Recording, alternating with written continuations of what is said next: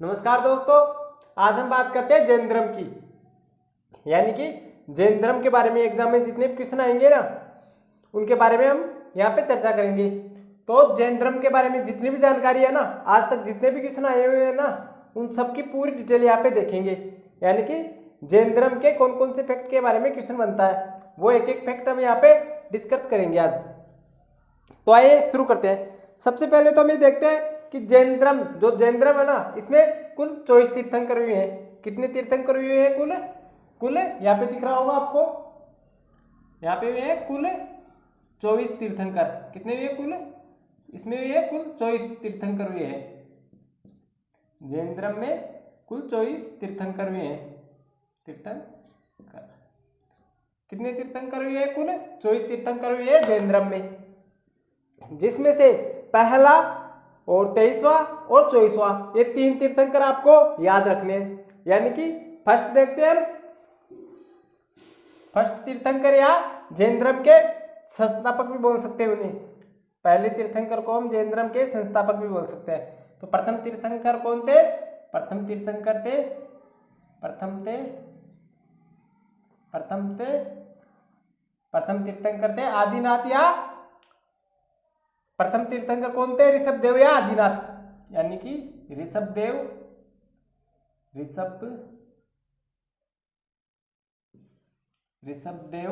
या आदिनाथ ही बोलते हैं इन्हें। ऋषभदेव को क्या बोलते हैं? आदिनाथ ही बोलते हैं। तो ये थे ऋषभदेव, प्रथम तीर्थंकर थे जैन धर्म के। कौन थे जैन धर्म के पहले तीर्थंकर? ऋषभदेव थे प्रथम तीर्थंकर जैन धर्म के, इन्हें आदिनाथ ही बोलते हैं।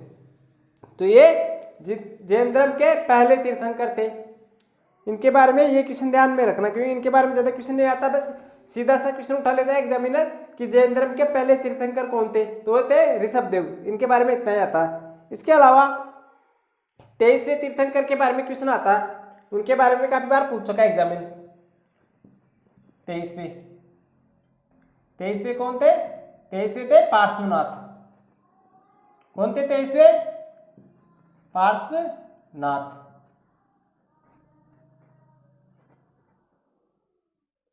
जैन धर्म के 23वें तीर्थंकर कौन थे? पार्श्वनाथ। मैं जल्दबाजी में लिख रहा हूं, इस कारण राइटिंग आपको समझ में आ रही होगी, क्योंकि वीडियो ज्यादा लंबा हो जाएगा। जैन धर्म के बारे में काफी जानकारी देनी बाकी है, क्योंकि जैन धर्म काफी बड़ा है, इसके बारे में काफी ज्यादा क्वेश्चन बनता है। तो 23वें तीर्थंकर कौन थे? पार्श्वनाथ थे। कौन थे जैन धर्म के 23वें तीर्थंकर थे? पार्श्वनाथ। ये जैन धर्म के 23वें तीर्थंकर थे। इसके अलावा इनके बारे में आपको 23वें और 24वें, इन दोनों तीर्थंकरों के बारे में आपको काफी कुछ पढ़ना है, क्योंकि इनके बारे में एग्जामिनर बार बार में क्वेश्चन उठाता है और के बारे में कम उठाता है। तो 23वें तीर्थंकर कौन थे? पार्श्वनाथ थे। इसके अलावा इनके पिता का क्या नाम था? तो जो 23वें तीर्थंकर थे ना जैन धर्म के पार्श्वनाथ के पिता का नाम था अश्वसेन। इनके पिता क्या नाम था? अश्वसेन था इनके पिता का नाम। पार्श्वनाथ के पिता का नाम था अश्वसेन। यहाँ पे लिख देता हूं मैं पिता, यहाँ पे लिख देता हूं पिता, आपको दिख रहा होगा। इनके पिता थे अश्वसेन।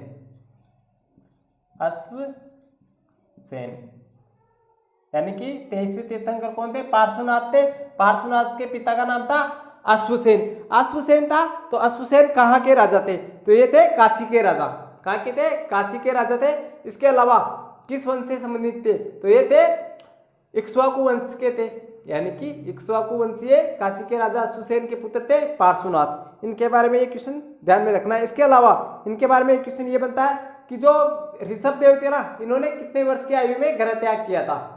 यानी कि कितने वर्ष की आयु में ऋषभदेव ने सॉरी पार्श्वनाथ, क्योंकि ऋषभदेव के बारे में क्वेश्चन नहीं बनता है, पार्श्वनाथ की बात कर रहे हैं हम यहाँ पे कि पार्श्वनाथ ने कितने वर्ष की आयु में ग्रह त्याग किया था? तो पार्श्वनाथ ने किया था 30 वर्ष की आयु में ग्रह त्याग। यहाँ पे लिख देता हूं मैं ग्रह त्याग किया था 30 वर्ष की आयु में। 30 वर्ष की आयु, 30 वर्ष की आयु 30 वर्ष की आयु में ग्रह त्याग किया था किसने? पार्श्वनाथ ने। इनके बारे में ये क्वेश्चन काफी बार बनता है, इनके बारे में ज्यादा क्वेश्चन नहीं बनता, यही बनता है। अब हम बात करते हैं सबसे महत्वपूर्ण और सबसे अहम 24वें तीर्थंकर की। इनके बारे में काफी बार क्वेश्चन बन चुका, तो आइए इसे मिटा देता हूं मैं। अब बात करें 24वें तीर्थंकर की।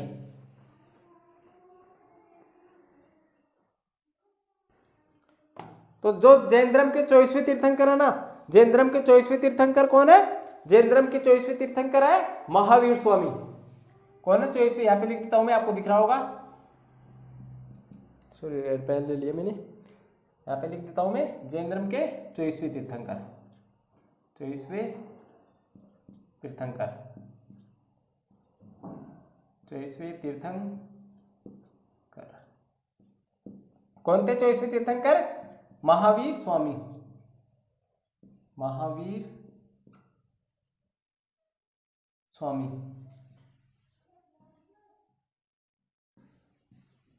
इनका महत्व काफी देखने को मिलता है जैन धर्म में, इनका प्रभाव सबसे ज्यादा था।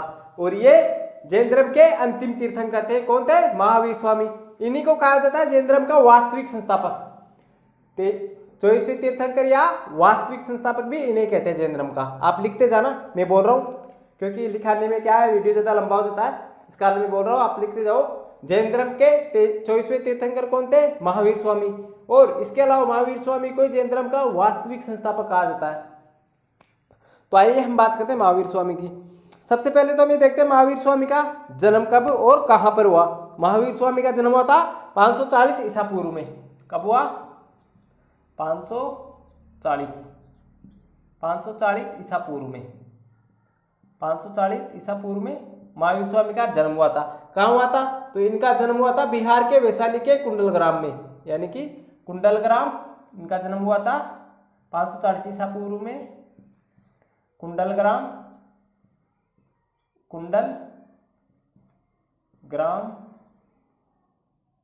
कुंडलग्राम वैशाली,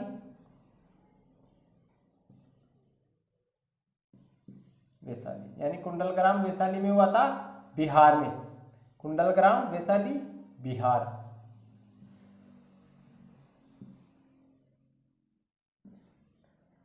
यानी कि महावीर स्वामी का जन्म हुआ था 540 ईसा पूर्व में कुंडलग्राम, बिहार के वैशाली में। यानी कि बिहार के वैशाली के कुंडलग्राम में महावीर स्वामी का जन्म हुआ था 540 ईसा पूर्व में। यह क्वेश्चन भी आपको याद रखना है कि महावीर स्वामी के जन्म के बारे में सीधा सा क्वेश्चन दे देगा एग्जामिनर कि महावीर स्वामी का जन्म कब हुआ? 540 ईसा पूर्व में। इसके अलावा कहाँ हुआ? तो जो बिहार का वैशाली है ना, वैशाली के कुंडलग्राम में इनका जन्म हुआ था। अब बात करते हैं इनके पिता की कि इनके पिता क्या नाम था। जो महावीर स्वामी है ना, महावीर स्वामी के पिता क्या नाम था? तो यहाँ पे देखते हैं पिता का नाम। इनके पिता कौन थे? इनके पिता कौन थे? इनके पिता थे महावीर स्वामी के पिता क्या नाम था? महावीर स्वामी के पिता का नाम था सिद्धार्थ। महावीर स्वामी के पिता क्या नाम था? सिद्धार्थ। यह क्वेश्चन तो एग्जाम में घुमा फिरा कर काफी बार पूछ चुका, तो आपको ये क्वेश्चन ध्यान में रखना है, क्योंकि ये क्वेश्चन एग्जामिनर काफी बार पूछ चुका कि महावीर स्वामी के पिता क्या नाम था? सिद्धार्थ। महावीर स्वामी के पिता का नाम था। ये कौन से कुल से थे? तो ये थे ज्ञातक कुल के। कौन से कुल के थे? ज्ञातक कुल के, यानी कि ज्ञातक कुल के सिद्धार्थ थे। और कुल पूछे तो यहाँ पे लिख लेना आप ज्ञातक कुल, यानी कि ज्ञातक कुल। ज्ञातक कुल के सरदार थे कौन? सिद्धार्थ, जो कि महावीर स्वामी के पिता थे। सिद्धार्थ कौन थे? सिद्धार्थ। महावीर स्वामी के पिता का नाम सिद्धार्थ था और ये ज्ञातक कुल के सरदार थे। इसके अलावा इनकी माता का नाम भी काफी बार पूछता है कि महावीर स्वामी की माता क्या नाम था? तो इनकी माता का नाम था इनकी माता का नाम था तिरसला। महावीर स्वामी की माता क्या नाम था? तिरसला। आप लिख लेना, मैं लिखा देता हूं। महावीर स्वामी की माता का नाम था तिरसला। मैं शॉर्ट में लिखा रहा हूं, आप लिख लेना। ऐसे कैसे लिखना चाहो तो ऐसे कैसे भी लिख सकते हो। महावीर स्वामी लिख लेना, फिर इनका जन्म लिख लेना कि जन्म कब हुआ था? 540 ईसा पूर्व में। कहाँ हुआ था? कुंडलग्राम वैशाली, बिहार में। इसके अलावा पिता का नाम सिद्धार्थ था, ज्ञातक कुल के थे। माता का नाम तिरसला था। ये किसकी बहन थी? तिरसला थी, जो लिच्छवी थी ना, लिच्छवी नरेश था, यानी कि लिच्छवी जो कुल का नरेश था ना, लिच्छवी नरेश चेतक की बहन थी, यानी कि लिच्छवी नरेश चेतक की बहन थी। आप लिख लेना, चाहे मैं लिखा देता हूं। लिच्छवी नरेश चेतक, चेतक की बहन थी। कौन थी? लिच्छवी नरेश चेतक की बहन थी त्रिशला। ये त्रिशला कौन थी? महावीर स्वामी की माता का नाम था, यानी कि महावीर स्वामी की माता का नाम था त्रिशला, जो कि लिच्छवी नरेश चेतक की बहन थी। इनके बारे में आगे देखते हैं कि महावीर स्वामी की पत्नी का क्या नाम था। तो इनकी पत्नी का नाम था, इनकी पत्नी का नाम था पत्नी, पत्नी, यानी कि इनकी पत्नी का क्या नाम था? तो इनकी पत्नी का नाम था यशोदा। महावीर स्वामी की पत्नी का क्या नाम था? यशोदा। पत्नी का नाम था यशोदा। महावीर स्वामी की पत्नी का क्या नाम था? यशोदा। ये क्वेश्चन आपको याद में रखना, महावीर स्वामी की पत्नी का क्या नाम था? यशोदा। इसके अलावा इनकी पुत्री का नाम भी आपको ध्यान में रखना।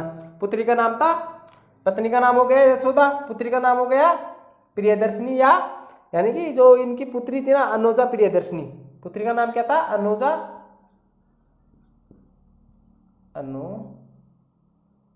अनुजा प्रियदर्शनी, इनकी पुत्री का नाम था। ये पुत्री का नाम था अनुजा, अनुजा प्रियदर्शनी।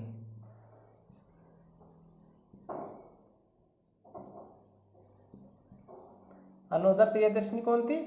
महावीर स्वामी की पुत्री थी। ये महावीर स्वामी की पुत्री का क्या नाम था? अनुजा प्रियदर्शिनी, यानी कि अनुजा प्रियदर्शिनी कौन थी? महावीर स्वामी की पुत्री थी अनुजा प्रियदर्शिनी। प्रियदर्श, यहाँ पे मात्रा आएगी, दर्शिनी। अनुजा प्रियदर्शिनी कौन थी? महावीर स्वामी की पुत्री थी। अनुजा प्रियदर्शिनी कौन थी? महावीर स्वामी की पुत्री थी। इनके बारे में एक क्वेश्चन बनता है कि जो इनके पति का नाम क्या था, क्योंकि उनके बारे में क्वेश्चन काफी बार आ चुका कि इनके पत्नी क्यों महत्वपूर्ण है। वो इस कारण महत्वपूर्ण है क्योंकि वो जो महात्मा, जो हमारे महावीर स्वामी है ना, महावीर स्वामी के प्रथम शिष्य थे। कौन? इनके अनुजा प्रियदर्शिनी के पति। तो इनके पति का नाम था जमालीन। इनके पति का क्या नाम था? जो अनुजा प्रियदर्शिनी है ना, इनके पति की बात कर रहे हैं, तो इनके पति का नाम था जमालीन। यहाँ पे दिख रहा होगा आपको, दिख रहा होगा यहाँ पे आपको। तो इनके पति का नाम था जमालीन, जमालीन, जमालीन, इनके पति का नाम था जमालीन। तो ये जमालीन इनके पति का नाम था। ये क्या थे? ये महात्मा, जो हमारे महावीर स्वामी है ना, महावीर स्वामी के प्रथम शिष्य थे। कौन थे महावीर स्वामी के प्रथम शिष्य? जमालीन, या जमालिस भी कहते हैं इसे। जमालीन कर लो चाहे जमालिस, कुछ किताबों में आपको जमालिस भी देखने को मिलेगा। जो जमालिस है ना, ये जो महावीर स्वामी है ना, इनके प्रथम शिष्य थे, यानी कि प्रथम अनुयायी थे। इनके प्रथम अनुयायी कौन थे? जमालिस, या प्रथम शिष्य बोल सकते हैं। प्रथम शिष्य कौन थे महावीर स्वामी के? जमालिस प्रथम शिष्य थे। तो यहाँ पे लिख दो जमालिस प्रथम शिष्य थे, प्रथम शिष्य, प्रथम शिष्य थे किसके? महावीर स्वामी के। तो ये महावीर स्वामी के बारे में जानकारी थी, यानी कि इनकी व्यक्तिगत जानकारी थी महावीर स्वामी के बारे में। तो इसे एक बार और शॉर्ट में रिवीजन कर लेते हैं। महावीर स्वामी का जन्म, महावीर स्वामी जैन धर्म के 24वें तीर्थंकर थे। महावीर स्वामी का जन्म 540 ईसा पूर्व में हुआ था, कुंडलग्राम वैशाली के बिहार में हुआ था। पिता का नाम था सिद्धार्थ, जो कि ज्ञातक कुल के, यानी कि जो ज्ञातक कुल के सरदार थे। माता का नाम था त्रिशला, जो कि लिच्छवी नरेश चेतक की बहन थी। पत्नी का नाम था यशोदा, और जो इनके वो थे ना पुत्री का नाम था अनुजा प्रियदर्शनी, और जो इनकी पुत्री थी ना, उनके पति का नाम था जमालिस, जो कि जो महावीर स्वामी के प्रथम शिष्य थे जमालिस। इसके अलावा एक क्वेश्चन ये बनता है कि इनके बचपन का नाम क्या था? महावीर स्वामी के बचपन का नाम क्या था? तो इनके बचपन का नाम था वर्धमान। बचपन का नाम वर्धमान, आपको यहाँ पे दिख रहा होगा, दिख रहा होगा आपको यहाँ पे वर्धमान। इनके बचपन का नाम था वर्धमान, बचपन का नाम, बचपन का शॉर्टकट में लिख देता हूँ बचपन, आप समझाना कि बचपन का नाम क्या था? वर्धमान, वर्धमान इनके बचपन का नाम था। इनके बचपन का क्या नाम था? वर्धमान। महावीर स्वामी के बचपन का नाम देख लेना इसके बारे में। इनके बचपन का नाम था वर्धमान, यहाँ पे मात्रा आएगी वर्ध पे, वर्धमान इनके बचपन का नाम था, महावीर स्वामी के बचपन का नाम था। तो ये थी महावीर स्वामी के बारे में जानकारी। मैं इसे मिटा देता हूँ क्योंकि इनके बारे में भी और फैक्ट दिखाने हैं, तो आप ऐसे कैसे उतार लेना है, इसका स्क्रीनशॉट ले लो आप। तो ठीक है, मैं इसे मिटा देता हूँ।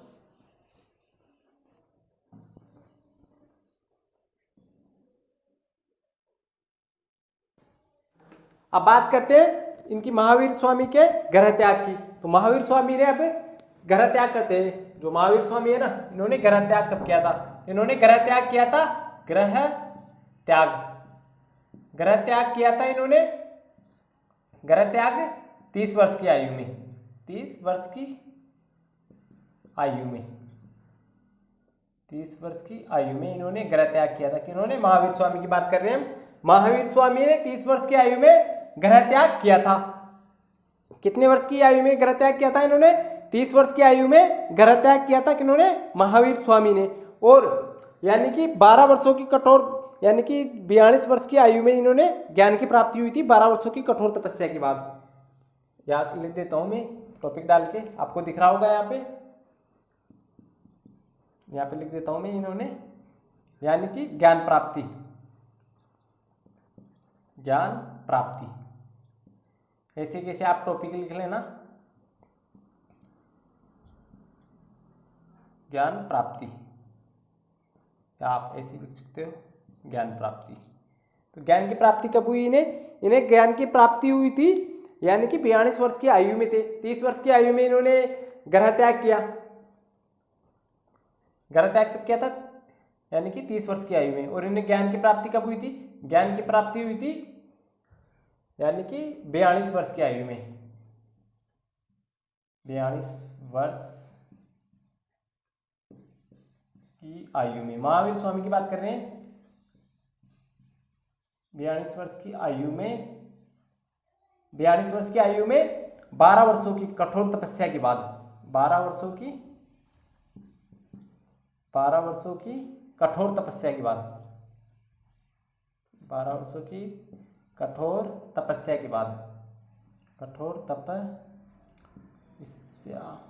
के बाद 12 वर्षों की, यानी कि इन्हें ज्ञान की प्राप्ति कब हुई? 42 वर्ष की आयु में 12 वर्षों की कठोर तपस्या के बाद। कहाँ पे हुई थी? तो हुई थी जाम्बिक गांव में, ऋजुपालिका नदी के तट पर। मैं उसे भी लिखा देता हूं, आप लिख लेना चाहिए। कौन सा गांव था? जाम्बिक गांव था। जाम्बिक, या कुछ किताबों में जम्बिक मिलता है, ऐसे लिखना आप, जाम्बिक, यहाँ पे मात्रा भी आएगी। जाम्बिक गांव था, जाम्बिक ग्राम में कौन सी नदी थी? ऋजुपालिका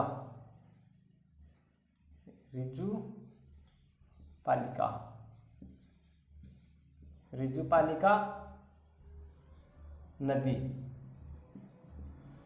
यानी कि जाम्बिक गांव में ऋजुपालिका नदी के तट पर कौन से वृक्ष के नीचे हुई थी? ये और ध्यान रखना, ये क्वेश्चन काफी बार आ चुका। ज्ञान की प्राप्ति कहाँ हुई थी? तो इन्हें ज्ञान की प्राप्ति हुई थी 42 वर्ष की आयु में, 12 वर्षों की कठोर तपस्या के बाद, जाम्बिक गांव में ऋजुपालिका नदी के किनारे, यानी कि 12 वर्ष की कठोर तपस्या के बाद, यहाँ पे बाद आएगा, 11 वर्ष की कठोर तपस्या के बाद जाम्बिक गांव में ऋजुपालिका नदी के तट पर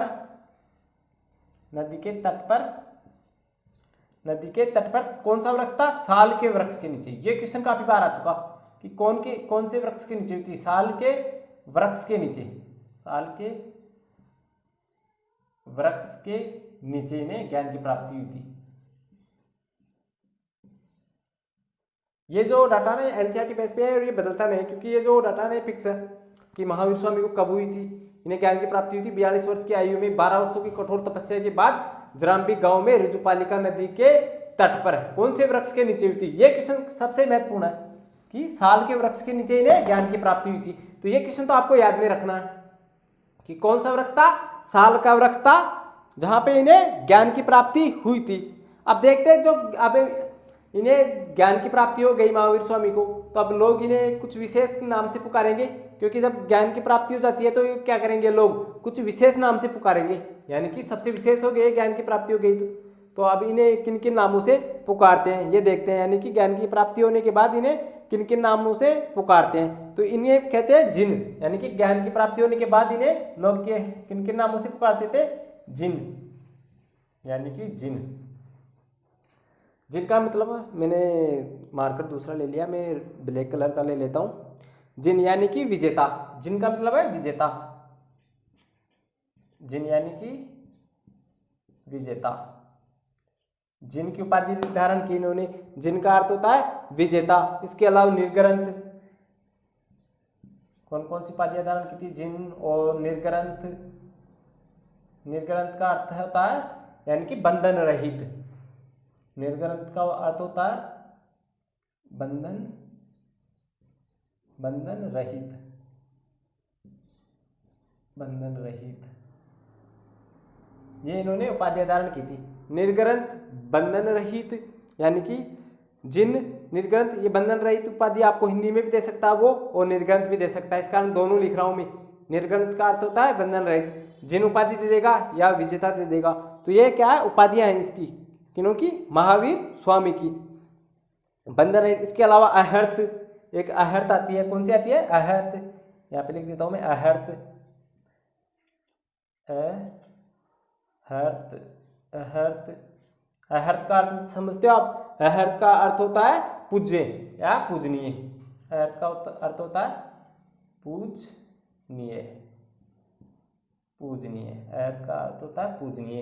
ये इनकी महत्वपूर्ण उपाधियां थी। इसके अलावा एक दो और उपाधियां थी, वो इतनी महत्वपूर्ण नहीं है, इस कारण मैं नहीं लिख रहा हूं, क्योंकि इन्हें काफी उपाधियां मिली थी। लोग काफी नामों से इन्हें फिर पुकारते थे। कब? जब इन्हें ज्ञान की प्राप्ति हुई थी। तो ये मैंने बताया इनकी ज्ञान की प्राप्ति कहाँ हुई थी? ज्ञान की प्राप्ति हुई थी 42 वर्ष की आयु में, 12 वर्ष की कठोर तपस्या के बाद जराम्बिक गांव में ऋजुपालिका नदी के तट पर। कौन सा वृक्ष था? साल का वृक्ष था। आयु पूछ सकता है कि कितने वर्ष की, ओ वर्ष पूछ सकता है कि कितने वर्ष की तपस्या की थी इन्होंने? तो इन्होंने की थी 12 वर्ष की तपस्या। यह सबसे महत्वपूर्ण फैक्ट है। ये भी 12 वर्षों की कठोर तपस्या की थी महावीर स्वामी ने, तब जाके इन्हें ज्ञान की प्राप्ति हुई। अब देखते हैं इन्हें निर्वाण कब प्राप्त हुआ या मोक्ष। इसे मिटा देता हूं मैं, इसे लिख लिए होंगे आप, ऊपर से मिटा देता हूं मैं।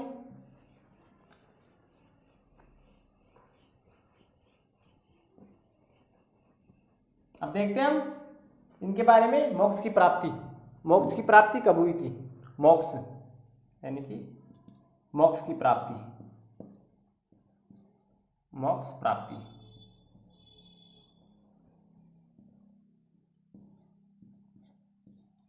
मोक्ष की प्राप्ति कब हुई थी इन्हें? किन्हें? महावीर स्वामी को। तो महावीर स्वामी को मोक्ष की प्राप्ति या निर्वाण भी बोलते हैं। इसे क्या बोलते हैं? मोक्ष की प्राप्ति को निर्वाण भी बोलते हैं। किसमें? जैन धर्म में। निर्वाण या मोक्ष की प्राप्ति कब हुई थी? तो हुई थी 468 ईस्वी में, यानी कि 468 ईसा पूर्व में।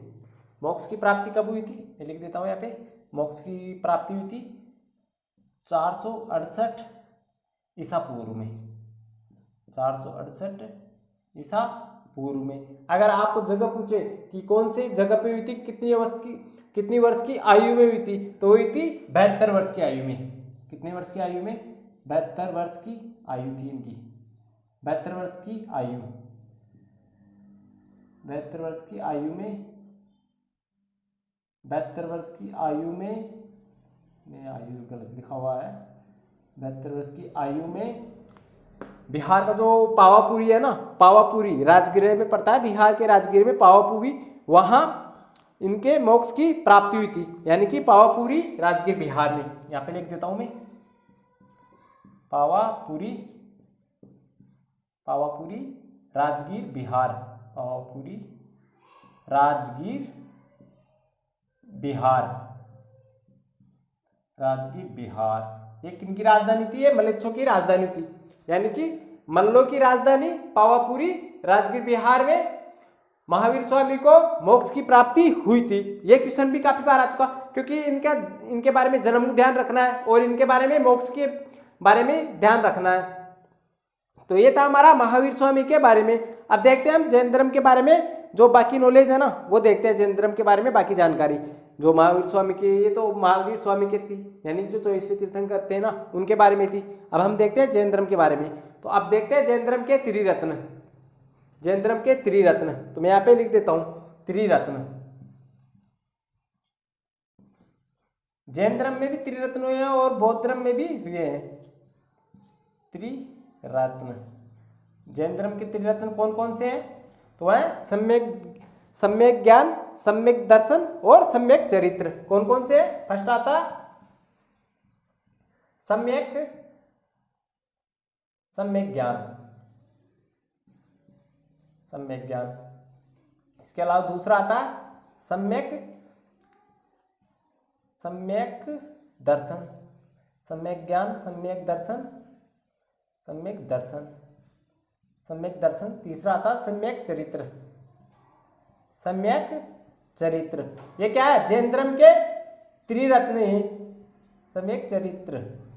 ये क्या है? जैन धर्म के त्रिरत्न है। कौन कौन से हैं? सम्यक ज्ञान, सम्यक दर्शन और सम्यक चरित्र। ये जैन धर्म के त्रिरत्न है। इसके अलावा जैन धर्म क्या है? जैन धर्म के बारे में और फैक्ट भी आप लिख लो, मैं बता रहा हूँ। जैन धर्म ईश्वर की मान्यता नहीं है। जैन धर्म में क्या है? ईश्वर की मान्यता नहीं है। और जैन धर्म आत्मा की मान्यता है, यानी कि जैन धर्म में ईश्वर की मान्यता न होकर आत्मा की मान्यता है। इसके अलावा पुनर्जन्म और क्रमवाद में विश्वास करते हैं जैन धर्म के लोग। जैन धर्म के लोग पुनर्जन्म और क्रमवाद में विश्वास रखते थे। और मोक्ष प्राप्ति परम लक्ष्य था जैन धर्म का। परम लक्ष्य क्या था? मोक्ष प्राप्ति। ये क्वेश्चन काफी बार आ चुका है एग्जाम में, ध्यान में रखना आप कि जैन धर्म में मोक्ष प्राप्ति ही परम लक्ष्य था जैन धर्म का। जो जैन धर्म के आध्यात्मिक विचार ना, उन्हें कहाँ से लिया गया है? तो उन्हें लिया गया है सांख्य दर्शन से। कहाँ से लिया गया है? सांख्य दर्शन। जो सांख्य दर्शन है ना, वहां से जैन धर्म के आध्यात्मिक विचारों को लिया गया है। इसके अलावा जो जैन धर्म के तीर्थंकरों की जानकारी मिलती है ना, या तीर्थंकरों की जीवनी, वो मिलती है जो भद्रबाहु द्वारा ग्रंथ रचा गया है ना, कल्पसूत्र ग्रंथ में जैन तीर्थंकरों की जीवनी के बारे में वर्णन मिलता है। और जैन संगीतियाँ लिखना चाहो तो आप लिख लेना। दो जैन संगीतियाँ हैं। कौन कौन सी थी जैन संगीतियाँ? यहाँ पे लिख देता हूँ। जैन संगीति, दो जैन संगीतियाँ आपको ध्यान में रखना है। कौन कौन सी? प्रथम जैन संगीति कब हुई और कहाँ हुई, ये क्वेश्चन ध्यान में रखना है। तो प्रथम जैन संगीति हुई थी 300 ईसा पूर्व में। कब हुई थी? 300 ईसा पूर्व में। 300 ईसा पूर्व कब हुई? कहाँ हुई थी 300 ईसा पूर्व में? तो ये हुई थी पाटलिपुत्र में। कहाँ हुई थी? पाटलिपुत्र में हुई थी। स्थूलभद्र इसकी अध्यक्षता की थी, स्थूलभद्र ने। कहाँ हुई थी? पाटलिपुत्र में। यहाँ पे लिख देता हूँ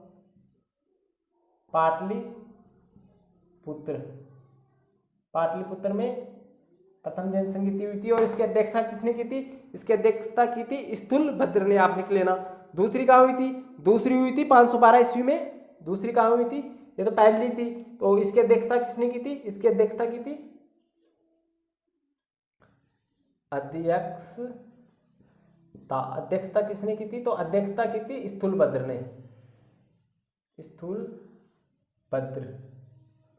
स्थूलभद्र ने इसकी अध्यक्षता की थी। इसके अलावा दूसरी कहाँ हुई थी? आपको दिख रहा होगा यहाँ पे, इसकी अध्यक्षता की थी दूसरी जो जैन संगीति है ना, ये हुई थी 512 ईस्वी में। 512 ईस्वी में कहाँ हुई थी?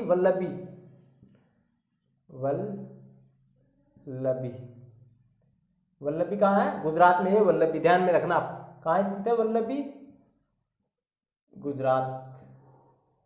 वल्लभी कहाँ स्थित है? वल्लभी स्थित है गुजरात में। ये क्वेश्चन भी आपको ध्यान में रखना है, क्योंकि वल्लभी के बारे में वल्लभी तो आपको पता रहेगा कि दूसरी जैन संगीति हुई थी वल्लभी में, लेकिन वल्लभी भी कहाँ स्थित है? गुजरात में स्थित है। और इसकी अध्यक्षता किसने की थी? तो इसकी अध्यक्षता की थी समासरवण ने। किसने की थी? समासरवण ने। आपको लिख लेना, चाहे मैं लिखा देता हूँ आपको। समासरवण ऐसे आएगा, समासरवण।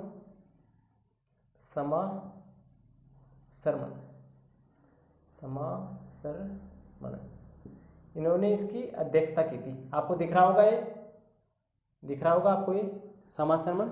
इन्होंने दूसरी जैन संगीति की अध्यक्षता की थी। तो ये थी जैन धर्म के बारे में, जैन संगीतियों के बारे में। इसके अलावा जो चंद्रगुप्त मौर्य है ना, उनके शासनकाल में जैन धर्म 2 भागों में बट गया था, या 2 संप्रदायों में बट गया था। मैं आपको मिटा देता हूँ इनको और वो लिखा देता हूँ मैं आपको। यानी कि जैन धर्म 2 संप्रदायों में बट गया था। 2 संप्रदायों में चंद्रगुप्त मौर्य के समय 2 संप्रदायों में बट गया था। 2 संप्रदायों में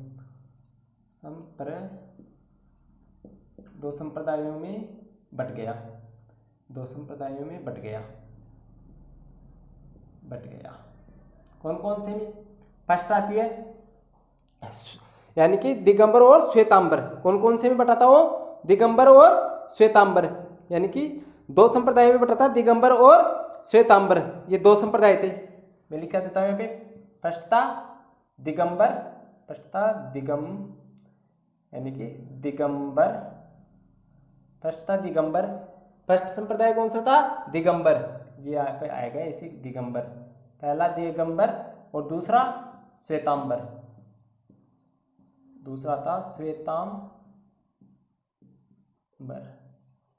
दिगंबर और श्वेतांबर। जो दिगंबर जैन संप्रदाय है ना, इसका नेतृत्व किसने किया था? इसका नेतृत्व किया था भद्रबाहु ने। जो इनके नेतृत्व में जो दिगंबर जैन संप्रदाय के लोग थे ना, वो दक्षिण में चले गए थे, भारत के दक्षिण भारत में चले गए थे। और जो श्वेतांबर है ना, इसका नेतृत्व किया था स्थूलभद्र ने। किसने किया था? स्थूलभद्र ने। और इसके नेतृत्व के लोग कहाँ रहे थे? इसके नेतृत्व के जो जैन संप्रदाय के लोग थे ना, वो जो जैन धर्म के अनुयायी थे ना, वो यही मगध में रहे थे। तो ये था हमारा जैन धर्म के बारे में महत्वपूर्ण जानकारी।